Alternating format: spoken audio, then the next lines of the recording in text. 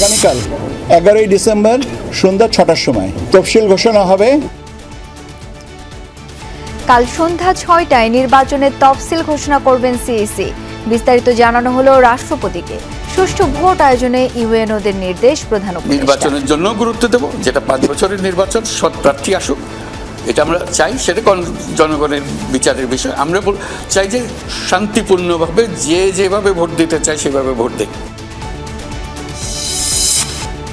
শেষ হলো জল্পনা কল্পনার। পদত্যাগ করলেন আসিফ মাহমুদ ও মাহফুজ আলম। নির্বাচনে প্রার্থী হবেন এলজিআরডির দায়িত্ব পালন করা ছাত্র উপদেষ্টা। আমি নির্বাচন করব, এটা স্পষ্টভাবেই বলা যায়, কিন্তু কোথায় করব, কোন দল থেকে করব, সেটা পরবর্তী ডিসকাশন। 125 আসনে এনসিপির প্রার্থী ঘোষণা। ফাঁকা রাখা হয়েছে ঢাকা 10 ও লক্ষ্মীপুর 1। শুধু জয়ের জন্য নির্বাচনে অংশ নিচ্ছে না দল, বললেন নাহি। আমরা ক্ষমতার জন্য, ক্ষমতায় যাওয়ার জন্য এই নির্বাচনে অংশগ্রহণ করতেছি না, এটা খুবই পরিষ্কার। দুর্নীতির লাগাম টেনে ধরতে মেগা প্রজেক্টে যাবে না বিএনপি, জানালেন তারেক রহমান। শিক্ষা, স্বাস্থ্য ও সামাজিক উন্নয়ন খাতে বেশি ব্যয়ের পরিকল্পনা। আমাদের একটি অন্যতম লক্ষ্য হচ্ছে আমরা কোনো মেগা প্রজেক্টে যাব না, কারণ আমরা দেখি যে মেগা প্রজেক্ট মানে মেগা দুর্নীতি। দুর্নীতির বিরুদ্ধে আমাদেরকে দুর্নীতির লাগাম টেনে ধরতে হবে। ইন্টারনেট বন্ধ করে হত্যার মামলায় জয়কে ট্রাইব্যুনালে হাজির হতে পত্রিকায় বিজ্ঞপ্তি দেওয়ার নির্দেশ। হাসিনার ভারত ছাড়ার ব্যাপারে কোনো তথ্য নেই পররাষ্ট্র মন্ত্রণালয়ে। 9 ঘণ্টায়ও উদ্ধার করা যায়নি রাজশাহীর তানোরে পরিত্যক্ত গর্তে পড়া শিশু সাজিদকে। অক্সিজেন দিয়ে বাঁচিয়ে রাখার চেষ্টা ফায়ার ফাইটারদের।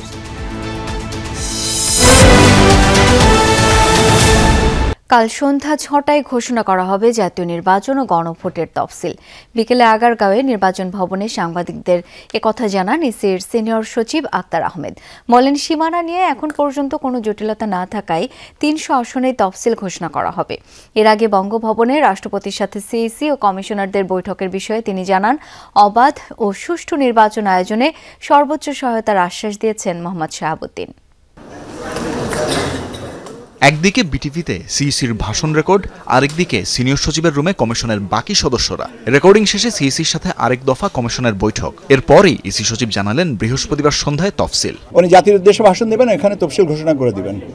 আগামীকাল 11ই ডিসেম্বর সন্ধ্যা 6টার সময়। এখন পর্যন্ত সিদ্ধান্ত হচ্ছে 300 আসনে। কারণ আমরা এখনো পর্যন্ত তো কোর্টের কোনো অর্ডার পাইনি। অর্ডার পাওয়ার পরে যদি সংশোধন লাগে সেটাও সেভাবে করা যাবে। রেওয়াজ অনুযায়ী তফসিল ঘোষণার আগে নির্বাচন আয়োজনের সার্বিক প্রস্তুতি সম্পর্কে রাষ্ট্রপতিকে অবহিত করে ইসি। রাষ্ট্রপতির সাথে সাক্ষাৎ করতে বুধবার বেলা 12টার কিছু পরে সিইসি সহ পুরো কমিশন বঙ্গভবনে যান। নির্বাচন প্রস্তুতি ও মাঠ পর্যায়ের অগ্রগতি, রাজনৈতিক পরিস্থিতি, আইন শৃঙ্খলার বর্তমান চিত্র রাষ্ট্রপতিকে অবহিত করেন তারা। প্রায় 2 ঘণ্টা বৈঠক শেষে বঙ্গভবন থেকে বের হন সিইসি ও অন্যান্য কমিশনাররা। নির্বাচন ভবনে ফেরার পর বৈঠক নিয়ে ব্রিফিং করেন আক্তার আহমেদ। জানান, ভোটের প্রস্তুতির বিষয়ে বিস্তারিত জানানো হয়েছে রাষ্ট্রপতিকে। ভোটার তালিকার ক্রম সংযোজন এবং বর্তমান অবস্থা, পলিটিক্যাল পার্টি রেজিস্ট্রেশনের সর্বশেষ অবস্থা ওনাকে বিস্তারিত জানানো হওয়ার পরে উনি বলেছেন যে হ্যাঁ, সন্তোষ প্রকাশ করেছেন। উনি অত্যন্ত মনোযোগ দিয়ে যেটা জানতে শুনেছেন সেটা হচ্ছে আপনার out of country voting and in country postal vote. EC সচিব জানান, ভোটের সময়সীমা 1 ঘণ্টা বাড়ানোকে যৌক্তিক হিসেবে দেখছেন রাষ্ট্রপতি। বললেন যে এটা যৌক্তিকভাবে এটা হয়েছে। তানফির মৌসুম, যমুনা নিউজ, ঢাকা। নির্বাচন সুন্দর ও সুষ্ঠুভাবে আয়োজনের মাধ্যমে স্মরণীয় করে রাখতে ইউএনওদের নির্দেশ দিয়েছেন প্রধান উপদেষ্টা ডক্টর মোহাম্মদ ইউনূস। জাতীয় নির্বাচনের পাশাপাশি জনগণকে গণভোটের ব্যাপারে উদ্বুদ্ধ করার উপর জোর দেন তিনি। এটিকে নতুন বাংলাদেশ গড়ার সুযোগ হিসেবে উল্লেখ করে যে কোনো পরিস্থিতি মোকাবেলা এবং গুজব প্রতিরোধে ব্যবস্থা নেয়ার আদেশও দিয়েছেন অন্তর্বর্তী সরকার প্রধান। বাংলাদেশ সরকার বলতে যে জিনিস, রাষ্ট্রীয় অতিথি ভবন যমুনা থেকে সারা দেশের উপজেলা নির্বাহী অফিসার ইউএনওদের সাথে ভিডিও কনফারেন্সে যোগ দেন অন্তর্বর্তী সরকার প্রধান ডক্টর মোহাম্মদ ইউনূস। বাংলাদেশ সরকার বলতে যা বোঝায় তা হলো তোমরা, আমার সামনে আজকে যারা আছো তারাই হলো বাংলাদেশ সরকার। ইউএনওদের উদ্দেশ্যে দেয়া বক্তব্যে জাতীয় সংসদ নির্বাচনকে নতুন বাংলাদেশ গড়ার সুযোগ হিসেবে উল্লেখ করেন প্রধান উপদেষ্টা। বলেন, এই নির্বাচনকে সুন্দর ও সুষ্ঠুভাবে আয়োজনের মাধ্যমে স্মরণীয় করে রাখতে হবে। গত 3বার যে নির্বাচন হয়েছে সেটাও নির্বাচন, সেখানে নির্বাচিত হয়ে লোক সংসদে গেছে, কিন্তু আজকেও আরো বহুদিন ধরে সারা জাতি স্মরণ করবে সেগুলো তামাশা হয়েছে, প্রহসন হয়েছে, নির্বাচন হয় নাই। কাজে আমরা সেটার সঙ্গে তুলনা করছি না, তুলনা করার কোনো কারণ নাই। যে কোনো সুস্থ মস্তিষ্কের মানুষ বলবে ওটা কোনো নির্বাচন তো নয়, এটা জাতির সঙ্গে প্রতারণা করা হয়েছে। আগামী নির্বাচন ও গণভোট দুটি জাতির জন্য অত্যন্ত গুরুত্বপূর্ণ উল্লেখ করে ডক্টর ইউনূস বলেন, নির্বাচন আগামী 5 বছরের জন্য আর গণভোট 100 বছরের জন্য। এই নির্বাচন যদি আমরা ঠিক মতো করতে পারি গণভোটের মাধ্যমে, তাহলে ওই ভিতটা তৈরি হলো। এটা হলো 100 বছরের জন্য ভিত, আর হলো 5 বছরের জন্য সংসদ। ওটাও গুরুত্বপূর্ণ, কারণ ওদেরও হাত লাগবে এই গণভোটের যা ফলাফল আসলো সেটাকে বাস্তবে রূপান্তরিত করার জন্য, তাদেরও ভূমিকা লাগবে। কাজে সেখানেও যদি আমরা গলত করে ফেলি তাহলে ওটা তো আবার গোলমাল হয়ে যাবে। 100 বছরের জন্য যেটা আমরা করছি সেটা তো গোলমাল দেখা দেবে। কাজে আমাদের কাজ হলো দুটাতেই আমরা গুরুত্ব দেব, নির্বাচনের জন্য গুরুত্ব দেব, যেটা 5 বছরের নির্বাচন, সৎ প্রার্থী আসুক, এটা আমরা চাই, সেটা জনগণের বিচারের বিষয়। আমরা চাই যে শান্তিপূর্ণভাবে যেভাবে ভোট দিতে চাই সেভাবে ভোট দেয়। নির্বাচনের তফসিল ঘোষণা হলে কে কোন দায়িত্ব পালন করবেন তার পরিকল্পনা ও প্রস্তুতি এখন থেকেই নেয়ার নির্দেশনা দেন প্রধান উপদেষ্টা। আজকেই তফসিল ঘোষণা হয়ে যাবে অথবা আগামীকাল হবে, এর মধ্যে তুমি তারিখগুলো জেনে যাবে। তোমার নিজের ক্যালেন্ডার তুমি নিজে ঠিক করে ফেলো। আজকের থেকে নির্বাচনের দিন পর্যন্ত প্রতিদিনের করণীয় সম্বন্ধে তুমি একটা তালিকা বানিয়ে ফেলো, যে তালিকা ধরে ধরে তুমি অগ্রসর হবে। তুমি একা অগ্রসর হলে হবে না, তোমার টিমকে অগ্রসর হতে হবে। ইউনোদের নিজ নিজ এলাকায় সব পোলিং স্টেশন পরিদর্শনের পাশাপাশি সংশ্লিষ্ট সব পক্ষ, এলাকাবাসী এবং সহকর্মীদের সঙ্গে আলোচনার পরামর্শ দেন প্রধান উপদেষ্টা। ভবিষ্যতে যাতে আর কোনোদিন এরকম হতে না পারে। লামিয়া তিথি, যমুনা নিউজ, ঢাকা। অন্তর্বর্তী সরকারের 2 ছাত্র উপদেষ্টা আসিফ মাহমুদ সজীব ভুইয়া ও মাহফুজ আলমের পদত্যাগপত্র গ্রহণ করেছেন প্রধান উপদেষ্টা। তফসিল ঘোষণার সাথে সাথে কার্যকর হবে তাদের পদত্যাগ। সন্ধ্যায় সংবাদ সম্মেলনে প্রেস সচিব শফিকুল আলম জানান, বিকেল 5টার দিকে তাদের পদত্যাগপত্র গ্রহণ করেন ডক্টর মোহাম্মদ ইউনূস। জুলাই অভ্যুত্থানের 2 ছাত্র উপদেষ্টার ভবিষ্যৎ জীবনের জন্য মঙ্গল কামনা করেন তিনি। সন্ধ্যায় প্রধান উপদেষ্টার বাসভবনের সামনে উপদেষ্টা আসিফ মাহমুদ সজীব ভুইয়া এবং মাহফুজ আলমের পদত্যাগ বিষয়ে বিস্তারিত জানান প্রেস সচিব শফিকুল আলম। বলেন, নির্বাচনের তফসিল ঘোষণার সাথে সাথেই কার্যকর হবে তাদের পদত্যাগ। আজ বিকেল 5টা নাগাদ প্রধান উপদেষ্টা প্রফেসর মোহাম্মদ ইউনূসের কাছে তাদের পদত্যাগপত্র জমা দিয়েছেন। উপদেষ্টারা রাষ্ট্রীয় অতিথি ভবন যমুনায় উপস্থিত হয়ে পদত্যাগপত্র জমা দিলে প্রধান উপদেষ্টা তা গ্রহণ করেন। তাদের পদত্যাগ নির্বাচন কমিশন তফসিল ঘোষণার সাথে সাথে কার্যকর হবে। ব্রিফিংয়ে প্রেস সচিব জানান, পদত্যাগপত্র গ্রহণ করে জুলাই অভ্যুত্থানে নেতৃত্ব দেয়া 2 ছাত্রনেতার ভবিষ্যৎ জীবনের মঙ্গল কামনা করেন প্রধান উপদেষ্টা। তাদের পদত্যাগপত্র এফেক্টিভ হবে হচ্ছে ইলেকশন তফসিল ঘোষণার সাথে সাথে। এখন ইলেকশন তফসিল ঘোষণা যদি কালকে সকালে হয়ে যায় তাহলে তো ওনারা পারবেন না, আর যদি এটা পরে হয় তাহলে ওনারা থাকতে পারবেন। 2 উপদেষ্টার শূন্য পদে কারা দায়িত্ব নেবেন তা নির্ধারণ করবেন প্রধান উপদেষ্টা। এছাড়া গণভোট নিয়ে সরকার দেশ জুড়ে প্রচারণা চালাবে বলেও জানান প্রেস সচিব। প্রধান উপদেষ্টা উনি এই বিষয়ে ডিসিশন নেবেন, আপনারা অতি শীঘ্রই জানতে পারবেন। শামীম রেজা, যমুনা নিউজ, ঢাকা। অবশেষে তফসিলের আগে পদত্যাগ করলেন এলজিআরডি এবং যুব ক্রীড়া উপদেষ্টা আসিফ মাহমুদ সজীব ভুইয়া। ঘোষণাও দিয়েছেন নির্বাচনে অংশ নেয়ার। তবে বিএনপি, এনসিপি নাকি স্বতন্ত্র প্রার্থী হবেন তা জানাননি, স্পষ্ট করেননি নির্বাচনী আসনও। আসিফ মাহমুদ বলেন, কয়েকদিনের মধ্যেই সব জানা যাবে। এ সময় তিনি দাবি করেন, দায়িত্ব পালনকালে দুর্নীতিমুক্ত ছিলেন। পদত্যাগের আগে শেষ বেলায় মন্ত্রণালয়ে আসিফ মাহমুদ সজীব ভুইয়া বিদায়ের বার্তা দিয়ে তুলে ধরেন এলজিআরডি এবং যুব ও ক্রীড়া মন্ত্রণালয়ে দায়িত্ব পালনকালে নেয়া নানা কার্যক্রম। আমরা মোট 23টি প্রকল্প নিয়েছি এবং 24টি প্রকল্প কমপ্লিট করেছি লাস্ট 1 ইয়ারে। আসিফ মাহমুদ দায়িত্ব পালনকালীন সময়ে তার এপিএসকে দুর্নীতির অভিযোগে পদত্যাগ করতে হয়। উপদেষ্টার বিরুদ্ধেও নির্বাচনী এলাকায় বরাদ্দ, পদায়ন ও পদোন্নতিতে আর্থিক লেনদেন এবং প্রকল্পে কমিশন গ্রহণের অভিযোগ অভিযোগ নিয়ে আলোচনা ছিল, তবে এসব অভিযোগ অস্বীকার করেছেন তিনি। দুদককে আমি অনুরোধ করেছিলাম এই বিষয়টি তদন্ত করার জন্য, এবং এটা আপনারাও কভার করেছিলেন। যখন এই বিষয়ে অভিযোগ আসে আমার জায়গা থেকে আমি সর্বোচ্চ আমার এই কনফিডেন্সটা ছিল যে আমি কাউকে এ ধরনের কোনো কিছু করার সুযোগ দেইনি, এবং আমার টিমের কেউ এ ধরনের কোনো কিছুর সাথে জড়িত নয়। এই প্রজেক্টটা এখনো পাস হয়নি, এবং এই প্রজেক্টটা আপনারা জানেন যে তফসিল হয়ে গেলে আর কোনো একনেক বৈঠক হবে না, তো এই সরকার আমলে পাস হচ্ছে না। ফলে এই যে অভিযোগ এবং বাস্তবতার মধ্যে একটা ফারাক আছে। পদত্যাগের আগে সম্পদের হিসাব বিবরণী জমা দিয়েছেন আসিফ মাহমুদ, সারেন্ডার করেছেন কূটনৈতিক পাসপোর্টও। ইতিমধ্যে আমি সম্পদের হিসাব বিবরণী আজকে সকালেই দাখিল করেছি, এবং আমার যে কূটনৈতিক পাসপোর্ট আছে সেটাও আমি ক্যান্সেল করেছি। তবে তিনি কোন দল ও কোন আসন থেকে নির্বাচন করবেন তা জানাননি, বলেন সব স্পষ্ট হয়ে যাবে কয়েকদিনের মধ্যে। আমি নির্বাচন করব, এটা স্পষ্টভাবেই বলা যায়, কিন্তু কোথায় করব, কোন দল থেকে করব সেটা পরবর্তী ডিসকাশন। গণঅভ্যুত্থানে আমার সহযোগিতা ছিলেন, তারাই সেই দলটা করেছে। তবে আমি আরো অনেক আগেই বলেছি যে এটা ধরে নেওয়া ঠিক হবে না যে আমি সেই দলেই যুক্ত হব বা অংশগ্রহণ করব। আমার জানা মতে বিএনপি ধানমন্ডিতে নমিনেশন দিয়েছে। এই ধরনের স্পেকুলেশন, অনেক ধরনের স্পেকুলেশন হয়েছে। আই থিঙ্ক যে আপনাদের জায়গা থেকে বস্তুনিষ্ঠ তথ্যের প্রতি আসলে মনোযোগটা দেওয়া উচিত। গণ অভ্যুত্থানে নেতৃত্ব দেয়া ছাত্রনেতা আসিফ মাহমুদ সজীব ভুইয়া 8 আগস্ট যুব ও ক্রীড়া উপদেষ্টা হিসেবে শপথ নিয়েছিলেন। এর পাশাপাশি কিছুদিন শ্রম উপদেষ্টা হিসেবে থাকলেও পরে দায়িত্ব পালন করেছেন সরকারের গুরুত্বপূর্ণ মন্ত্রণালয় এলজিআরডির। আবার দেখা হবে হয়তো অন্য কোনো জায়গায়। আলমগীর স্বপন, যমুনা নিউজ, ঢাকা। ত্রয়োদশ জাতীয় সংসদ নির্বাচনের জন্য প্রথম ধাপে 125 আসনে প্রার্থী ঘোষণা করল জাতীয় নাগরিক পার্টি এনসিপি। সকালে রাজধানীর বাংলা মোটরে দলটির অস্থায়ী কার্যালয়ে হয় এই সংবাদ সম্মেলন। ঘোষিত তালিকা অনুযায়ী এনসিপির আহ্বায়ক নাহিদ ইসলাম নির্বাচন করবেন ঢাকা 11 আসনে, আক্তার হোসেন রংপুর 4 আসনে, ঢাকা 18 আসন থেকে নির্বাচন করবেন নাসির উদ্দিন পাটোয়ারি, সার্জিস আলম লড়বেন পঞ্চগড় 1 আসনে, হাসনাত আবদুল্লাহ কুমিল্লা 4 আসনে, ঢাকা 9 আসনে নির্বাচন করবেন তাসনিম জারা।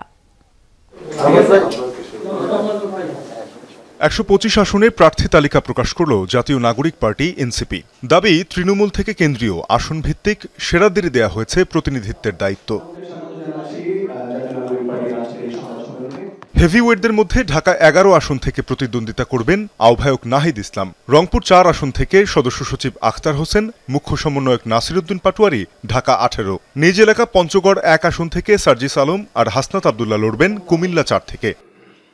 আগামী ত্রয়োদশ তালিকা ঘোষণার সময় জনগণের পক্ষে এবং নতুন রাষ্ট্র কাঠামোকে যারা চ্যালেঞ্জ করতে পারে তাদের শাপলাকলিতে ভোট দেওয়ার আহ্বান জানান দলের সদস্য সচিব নাসির উদ্দিন পাটোয়ারি। বলেন, দ্বিতীয় ধাপে বিএনপি জামায়াতের বিদ্রোহী তবে সংস্কারের পক্ষে আছেন এমন প্রার্থীদের তালিকা প্রকাশ করা হবে।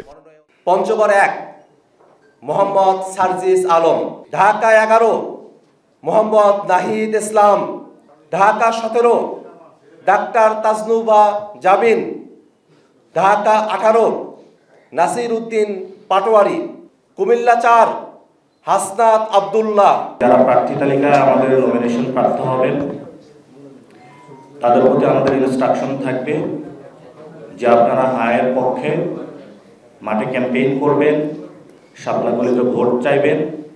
পরে দলের আহ্বায়ক নাহিদ ইসলাম জানান, দুর্নীতি, সন্ত্রাস ও ফ্যাসিজমের সাথে সংশ্লিষ্টতা থাকলে প্রার্থিতা হারাতে হবে। বিভিন্ন জায়গায় অস্ত্রের মহড়া হচ্ছে অভিযোগ করে জানান, এনসিপি ক্ষমতার জন্য নির্বাচন করছে না। ভোটটা যে গণভোট, ভোটের অন্যতম প্রধান প্রশ্ন হচ্ছে হ্যাঁ অথবা না, এই কথাটা কেউ বলছেন। আমরা এই কথাটাই বলার জন্য নির্বাচনে অংশগ্রহণ করতেছি। আপনারা অনেকে জিজ্ঞেস করেন যে আমরা কয়টা সিট পাবো বা আমরা কয়টা সিট প্রত্যাশা করি। আমরা ক্ষমতার জন্য, ক্ষমতায় যাওয়ার জন্য এই নির্বাচনে অংশগ্রহণ করতেছি না, এটা খুবই পরিষ্কার। নির্বাচনী পরিবেশ পুরোপুরি সন্তোষজনক না হলেও দলগুলোকে দায়িত্বশীল আচরণের আহ্বান জানান নাহিদ ইসলাম। বাকি আসনগুলোয় ধাপে ধাপে মনোনয়ন দেয়া হবে জানান তিনি। আমরা বলবো আপনারা হ্যাঁ পক্ষে। তানজিম শাফিন, যমুনা নিউজ, ঢাকা। বিএনপি সজাগ না থাকলে দেশ ও জাতি ধ্বংস হয়ে যাবে, তাই আগামী নির্বাচনে ধানের শীষকে জেতানোর বিকল্প নেই। রাজধানীতে এক অনুষ্ঠানে ভার্চুয়ালি যোগ দিয়ে এমন মন্তব্য করেছেন বিএনপির ভারপ্রাপ্ত চেয়ারম্যান তারেক রহমান। জনগণের কাছে বিএনপির দেশ গড়ার পরিকল্পনা পৌঁছে দিতে নেতাকর্মীদের নির্দেশও দেন তিনি। বলেন, কোনো মেগা প্রকল্পে যাবে না বিএনপি, অর্থ ব্যয় করবে শিক্ষা, স্বাস্থ্য ও সামাজিক উন্নয়ন খাতে। আমাদের কৃষি বিষয়ক প্রশিক্ষণ এই কার্ডের মাধ্যমে অ্যাপস থাকবে, আমাদের বিভিন্ন গবেষণা প্রতিষ্ঠান দিয়ে অ্যাপস রয়েছে। সরকারি ভর্তুকি কিংবা প্রণোদনা সরাসরি কৃষকের হাতে, কম খরচে সেচ সুবিধা কিংবা ফসলের যত্ন ও মোবাইলে আবহাওয়ার খবর পাওয়ার মতো 10টি সরকারি সুবিধা মিলবে ফার্মার্স কার্ড বা কৃষক কার্ডে। নতুন আশার আলো কৃষক কার্ড। ফ্যামিলি কার্ডে থাকবে নারীকে স্বাবলম্বী করে তোলার সুযোগ। এমন 8টি বিষয়কে সামনে রেখে নেতাকর্মীদের প্রশিক্ষিত করতে বিএনপির দেশ গড়ার পরিকল্পনা কর্মসূচি। চতুর্থ দিনের আয়োজনে যোগ দেন কৃষক দল ও যুব দলের নেতাকর্মীরা। অদক্ষ থেকে প্রাথমিকভাবে সেমি স্কিল্ড অর্থাৎ মধ্য দক্ষ এবং তারপর ধাপে ধাপে সবচেয়ে দক্ষ শ্রমিকদেরকে বিদেশে রপ্তানি করা। রাজধানীর খামারবাড়িতে কৃষিবিদ ইনস্টিটিউশন মিলনায়তনে বিএনপির ভারপ্রাপ্ত চেয়ারম্যান তারেক রহমান বলেন, দেশের জন্য সবসময় কাজ করার প্রমাণ আছে কেবল বিএনপিরই। জানান, বিএনপি ক্ষমতায় গেলে মেগা প্রজেক্ট নয়, শিক্ষা, স্বাস্থ্য ও সামাজিক উন্নয়নে জোর দেয়া হবে। দেশ তো তারাই গড়তে পারে যাদের প্রথম স্লোগান হচ্ছে প্রথম বাংলাদেশ আমার শেষ বাংলাদেশ, এবং যাদের স্লোগান হচ্ছে সবার আগে বাংলাদেশ। আমাদের একটি অন্যতম লক্ষ্য হচ্ছে আমরা কোনো মেগা প্রজেক্টে যাব না, কারণ আমরা দেখেছি মেগা প্রজেক্ট মানে মেগা দুর্নীতি। দুর্নীতির বিরুদ্ধে আমাদেরকে দুর্নীতির লাগাম টেনে ধরতে হবে। আমরা রাষ্ট্রের অর্থ, জনগণের অর্থ আমরা খরচ করব জনগণের শিক্ষার পিছনে, জনগণের স্বাস্থ্যের পিছনে, জনগণের হিউম্যান ডেভেলপমেন্টের, রিসার্চ ডেভেলপমেন্টের পিছনে আমরা খরচ করব। আন্তর্জাতিক মানবাধিকার দিবসকে স্মরণ করে তারেক রহমান বলেন, দেশে মানবাধিকার লঙ্ঘনের পুনরাবৃত্তি দেখতে চায় না বিএনপি। আরেকটি দল, আরেকটি ব্যক্তি যখন তার রাজনৈতিক আদর্শ বিশ্বাস উপস্থাপন করবে, সেটি যাতে সে করতে পারে, নিরাপদে করতে পারে, নিরাপত্তার সাথে করতে পারে, একজন নাগরিক হিসাবে, একজন রাজনৈতিক কর্মী হিসাবে আমার দায়িত্ব হচ্ছে সেটি নিশ্চিত করা। কাজেই আমরা আমাদেরটা বলবো, অন্যরা তাদেরটা বলবে। সিদ্ধান্ত নেবার মালিক বাংলাদেশের জনগণ। তারেক রহমান বলেন, কে খারাপ কে ভালো তা নয়, জনগণের উন্নয়নে দলগুলোর পরিকল্পনা জানতে চায় সাধারণ মানুষ, যা একমাত্র বিএনপি তুলে ধরেছে উল্লেখ করে জনগণের কাছে তা পৌঁছে দিতে নেতাকর্মীদের নির্দেশ দেন দলের ভারপ্রাপ্ত চেয়ারম্যান। যতবার দেশ পরিচালনার দায়িত্ব পেয়েছে তার আগে দেশের কি অবস্থা হয়েছে, এখন শহীদ জিয়া এবং খালেদা জিয়ার দায়িত্ব আপনাদের কাঁধে এসে পড়েছে। এই দেশকে আপনাদের রক্ষা করতে হবে, প্রত্যেককে উঠে দাঁড়াতে হবে, ঘর থেকে বেরিয়ে যেতে হবে, মানুষের কাছে যেতে হবে, দোরগড়ায় যেতে হবে, তাহলেই আমাদের পক্ষে সম্ভব। ধানের শীষকে জিতাতে হবে, এর কোনো বিকল্প নাই। ধানের শীষকে জেতানোর মাধ্যমে দেশকে রক্ষা করতে হবে। নদী ও খাল খনন, 5 বছরে 25 কোটি গাছ রোপণ, খেলার মাঠ তৈরি কিংবা রোগ প্রতিরোধ নিশ্চিতে 1 লাখ স্বাস্থ্যকর্মী নিয়োগের পরিকল্পনাও তুলে ধরেন বিএনপির ভারপ্রাপ্ত চেয়ারম্যান। আজকে যদি আমরা পরিবারের স্বাস্থ্য ভালো রাখতে পারি, তাহলে আমাদের অন্য পরিকল্পনাগুলো কাজ করবে। মানুষই যদি অসুস্থ হয়ে যায়, আপনি বাকি কাজ করবেন কেমন করে? সাইফুদ্দিন রবিন, যমুনা নিউজ, ঢাকা। আইসিইউতে সংকটাপন্ন অবস্থায় চিকিৎসা নিচ্ছেন বিএনপি চেয়ারপারসন বেগম খালেদা জিয়া। চিকিৎসা গ্রহণ করতে পারছেন খালেদা জিয়া, সাড়াও দিচ্ছেন তিনি। একথা জানান চেয়ারপারসনের ব্যক্তিগত চিকিৎসক ডক্টর AZM জাহিদ হোসেন। বললেন, দেশে খালেদা জিয়ার সর্বোত্তম সেবা নিশ্চিত করা হচ্ছে, তবে যে কোনো প্রয়োজনে দেশের বাইরেও নেওয়া হতে পারে বিএনপি চেয়ারপারসনকে। লিভার কিডনির জটিলতা আগেই ছিল। গত সপ্তাহে অবস্থার অবনতি হলে চিকিৎসকরা বেগম খালেদা জিয়াকে আইসিইউতে বিশেষ নজরদারিতে রাখেন।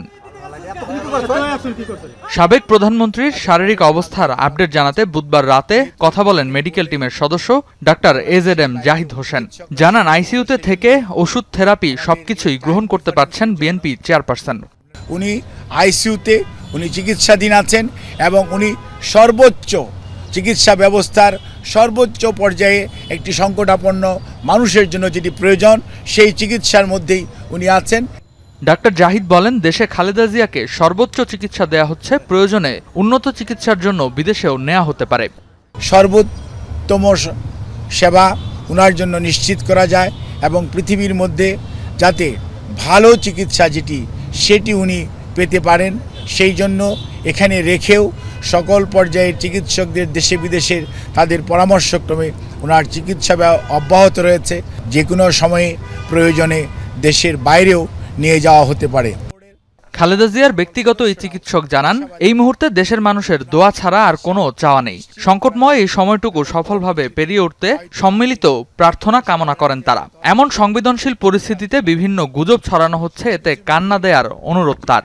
কোনো অবস্থাতেই কোনো গুজবে কান না দেওয়ার জন্য আমি আপনাদের মাধ্যমে সকলের প্রতি বিনীত অনুরোধ জানাচ্ছি। রেদওয়ান আহমেদ, যমুনা নিউজ, ঢাকা। ইন্টারনেট বন্ধ করে গণহত্যার মামলায় সাবেক প্রধানমন্ত্রী শেখ হাসিনার তথ্য প্রযুক্তি উপদেষ্টা সজীব ওয়াজেদ জয়কে ট্রাইব্যুনালে হাজির হতে পত্রিকায় বিজ্ঞপ্তি প্রকাশের নির্দেশ দিয়েছেন ট্রাইব্যুনাল। এদিকে জুলাই হত্যাযজ্ঞের মামলায় আনিসুল হক ও সালমান এফ রহমানের বিরুদ্ধে অভিযোগ গঠনের শুনানি 14 ডিসেম্বর ধার্য করলেন আদালত। বুধবার আন্তর্জাতিক অপরাধ ট্রাইব্যুনাল এক বিচার শুরুর আগে সালমান এফ রহমান ও আনিসুল হক তাদের পক্ষে বিদেশি আইনজীবী নিয়োগের আবেদন জানান। পরে চিফ প্রসিকিউটর বলেন, ট্রাইব্যুনাল আইনে বিদেশি আইনজীবী নিয়োগের সুযোগ রয়েছে, তবে আগে থেকে বার কাউন্সিলের অনুমতি নিতে হবে। সজীব ওয়াজেদ জয়ের বিষয়ে বলেন, দেশের নাগরিকত্ব না থাকলেও জয় দেশের বেতনভুক্ত ছিলেন এবং বিদেশে থেকে জুলাই হত্যাকাণ্ডের নির্দেশ দিয়েছেন, যার তথ্য প্রমাণ প্রসিকিউশনের কাছে আছে। এদিন ট্রাইব্যুনাল 2-এ আবু সাইদ হত্যা মামলায় সাক্ষ্য দেন আরও 2 জন। তিনি আইসিটির অ্যাডভাইজার ছিলেন এবং আইসিটি মন্ত্রণালয় বাংলাদেশের গণহত্যাকে আড়াল করার জন্য ইন্টারনেট বন্ধ করে সারা বাংলাদেশে গণহত্যাকে যেভাবে ফ্যাসিলিটেট করেছিল, গোটা দুনিয়ার কাছ থেকে এই গণহত্যার তথ্য লুকানোর চেষ্টা করেছিল, সেটার মাস্টার মাইন্ড কিন্তু সে সজীব ওয়াজেদ জয়। সালমান এফ রহমান এবং আনিসুল হক এই 2 জন আসামির বিরুদ্ধে আদেশ দেওয়া হয়েছে যে 17 ডিসেম্বর তাদের বিরুদ্ধে অভিযোগ গঠনের শুনানিটা শুরু হবে। শেখ হাসিনাকে ফেরাতে ভারতকে রাজি করানোর চেষ্টা ছাড়া বাংলাদেশের বিশেষ কিছু করার নেই বলে মন্তব্য করেছেন পররাষ্ট্র উপদেষ্টা তৌহিদ হোসেন। দণ্ডিত এই সাবেক প্রধানমন্ত্রী অন্য কোনো দেশে যাচ্ছেন এমন কথা শুনলেও আনুষ্ঠানিক তথ্য সরকারের কাছে নেই বলেও জানান উপদেষ্টা। বর্তমান সরকারের আমলে মানবাধিকার পরিস্থিতি নিয়ে আন্তর্জাতিক চাপ নিয়েই দাবি করে র্যাব ও ডিজিএফআই বিলুপ্তির সুযোগ নেই বলে জানান তৌহিদ হোসেন। 2021 সালের 10 ডিসেম্বর 7 কর্মকর্তা সহ এলিট ফোর্স র্যাবের উপর নিষেধাজ্ঞা দেয় মার্কিন যুক্তরাষ্ট্র। অন্তর্বর্তী সরকার দায়িত্ব নেয়ার পরও বাহিনীর উপর দেয়া নিষেধাজ্ঞা প্রত্যাহার হয়নি। আইন ও সালিশ কেন্দ্রের হিসেবে গেল 11 মাসে বিচার বহির্ভূত হত্যার শিকার হয়েছেন 29 জন। এসব নিয়ে সরকার চাপে কিনা মানবাধিকার দিবসে পররাষ্ট্র উপদেষ্টার কাছে জানতে চান সাংবাদিকরা। বিচার বহির্ভূতভাবে যেন হত্যা করা না হয় এ ব্যাপারে আমাদের কমিটমেন্ট 100% আছে।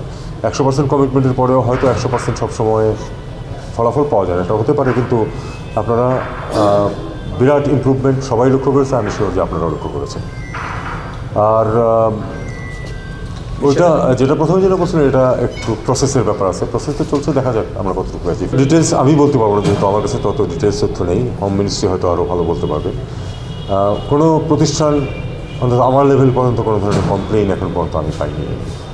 জাতিসংঘের মানবাধিকার কমিশনারের দপ্তর মানবাধিকার লঙ্ঘনের দায়ে কয়েকটি সংস্থা বিলুপ্তির যে সুপারিশ করেছিল তা নিয়েও সরকারের অবস্থান স্পষ্ট করেন তৌহিদ হোসেন। ডিজিএফআই এর মতো প্রতিষ্ঠান পৃথিবীর প্রত্যেকটা দেশে আছে, এটা তারা বললেই তো হবে না। এইভাবে 40টা রিকমেন্ডেশন তারা দিয়েছে, যেগুলি আমাদের কাছে গ্রহণযোগ্য মনে হবে আমাদের এবং আমাদের পরের সরকারের কাছে, তারা সেগুলো করবে। সবই যে করা যাবে এমন কোনো কথা নেই। ক্ষমতাচ্যুত প্রধানমন্ত্রী শেখ হাসিনা যতদিন চাইবেন ভারতে থাকবেন।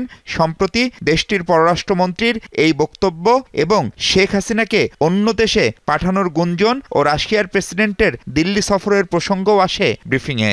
করণীয় তেমন কিছু আসলে নেই, কারণ ভারতকে রাজি হতে হবে অথবা চাইতে হবে তাকে ফেরত পাঠানো।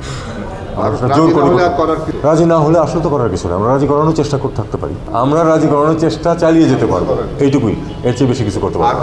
এটাও তো আমার কিছু করার নেই, বা বাংলাদেশেরও খুব বেশি কিছু করার নেই। আমরা তো চাই যে উনি ফেরত আসুক। না, আমি ওরকম কিছু জানি, তবে শুনেছি আপনারা যেরকম শুনেছেন এরকম। উপদেষ্টা আবারও বলেন, ভুয়া কাগজপত্রের কারণেই ইউরোপের দেশসহ আরও অনেক দেশে ভিসা পাচ্ছেন না অনেক বাংলাদেশি।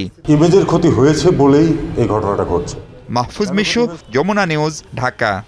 রাজশাহীর তানোরে গভীর নলকূপের জন্য খোঁড়া গর্তে পড়ে গেছে 2 বছরের শিশু। উদ্ধার কাজ চলছে। এই বিষয়ে আমরা আরও জেনে নেব। রাজশাহী থেকে এখন যুক্ত হচ্ছেন সহকর্মী তারেক মাহমুদ। তারেক, প্রায় 9 ঘন্টা হয়ে গেল, শিশুটির কোনো সাড়া শব্দ কি পাওয়া যাচ্ছে?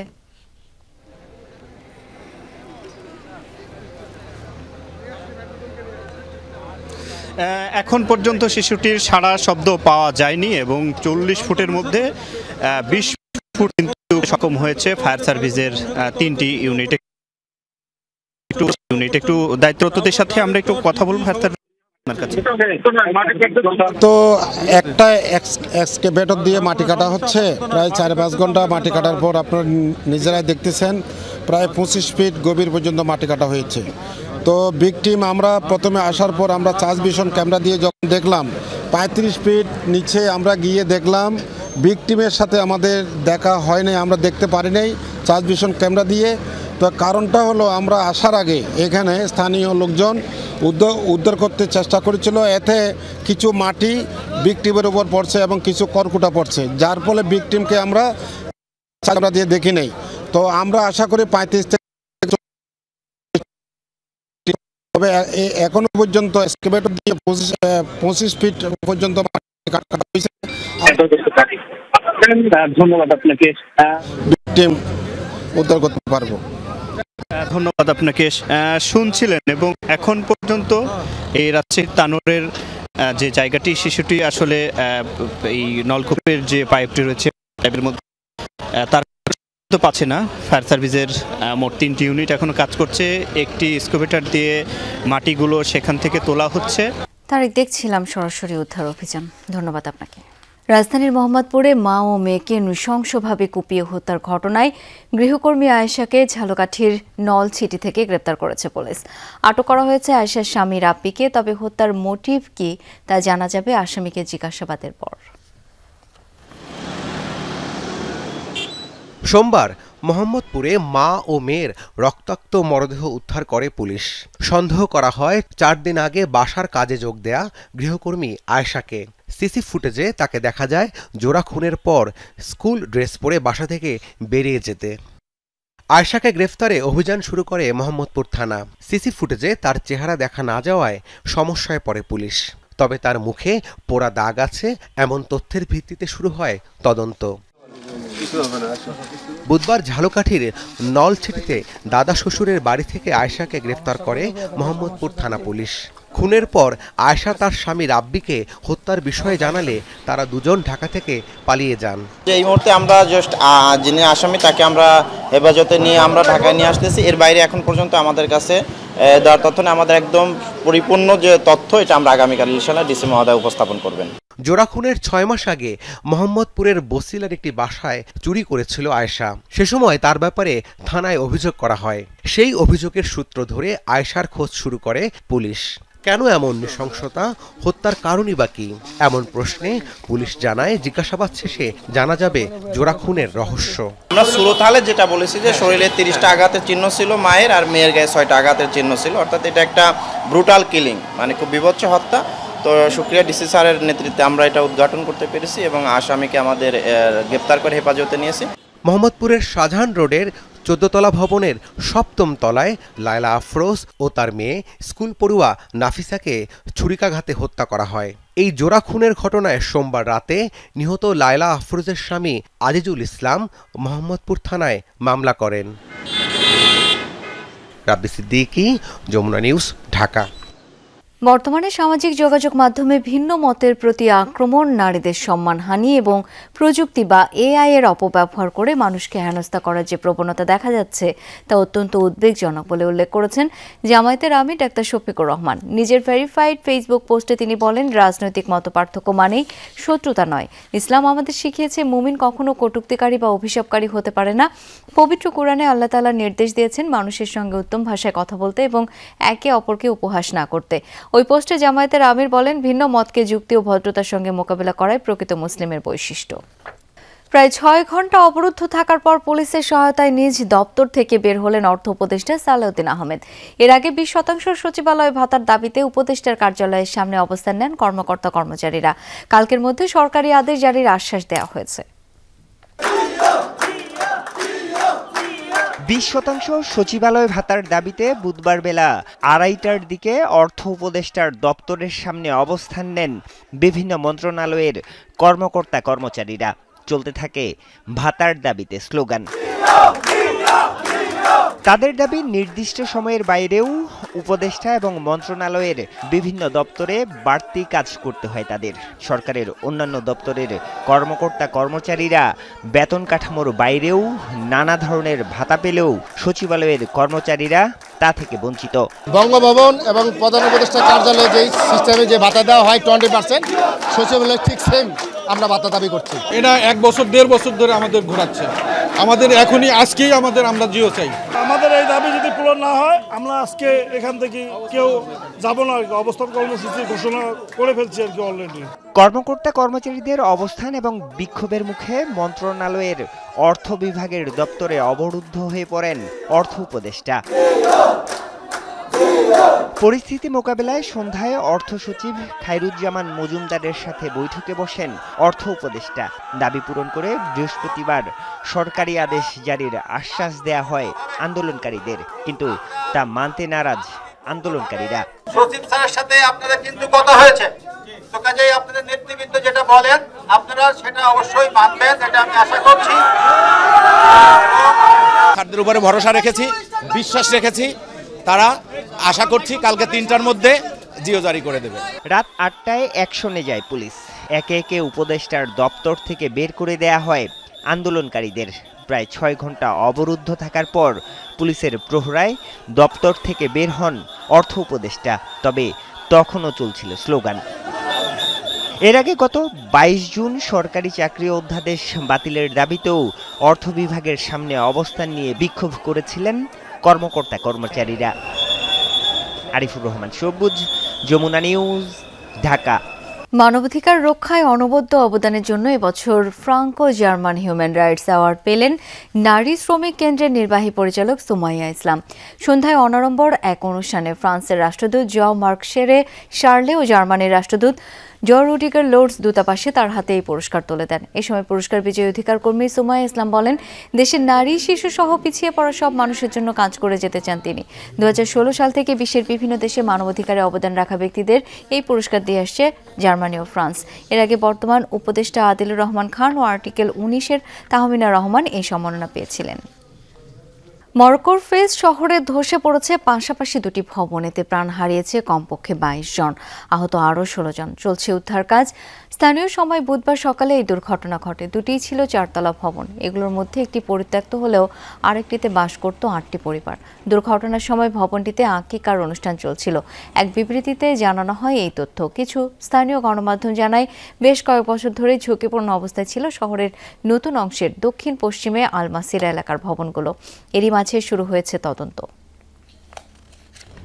আগামী 1 দশক ইসরায়েলের বিরুদ্ধে সকল আক্রমণাত্মক অভিযান স্থগিত রাখার ঘোষণা দিয়েছে হামাস। তবে ইসরায়েলি বাহিনীকে সম্পূর্ণরূপে ছাড়তে হবে গাজা উপত্যকা, এমন শর্ত বেঁধে দিয়েছে ফিলিস্তিনের স্বাধীনতাকামী গোষ্ঠীটি। মধ্যপ্রাচ্য বিষয়ে গণমাধ্যম মিডল ইস্ট আইকে কথা জানিয়েছে ফিলিস্তিনের এক জ্যেষ্ঠ কর্মকর্তা। নাম প্রকাশ না করার শর্তে তিনি জানান, গেল সপ্তাহে মিশরের কায়রোতে মধ্যস্থতাকারীদের সাথে আলোচনায় বসে হামাস। বৈঠকে মিশর, কাতার ও তুরস্কের সামনে এই প্রস্তাব রাখে সংগঠনটি। এমনকি শর্ত সাপেক্ষে নিজেদের সব অস্ত্র মাটিতে পুঁতে রাখতেও প্রস্তুত তারা।